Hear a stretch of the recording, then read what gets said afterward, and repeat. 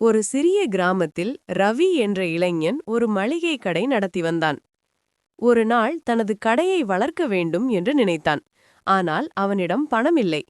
அதனால் அவன் முருகன் என்ற பணக்காரரிடம் சென்று 50,000 ரூபாய் கடன் வேண்டும் என்று கேட்டான்.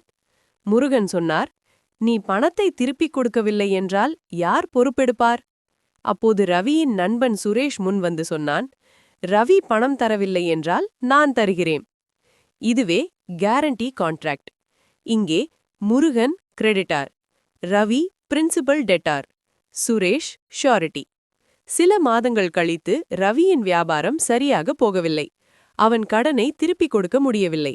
அப்போது சுரேஷ் தனது வாக்குறுதியை காப்பாற்றி முருகனுக்கு அந்த பணத்தை கொடுத்தான். சட்டப்பாடம்: பிரின்சிபல் டெட்டார் பணம் செலுத்தவில்லை என்றால் ஷூரிட்டி அந்த கடனை செலுத்த வேண்டிய பொறுப்பு உண்டு.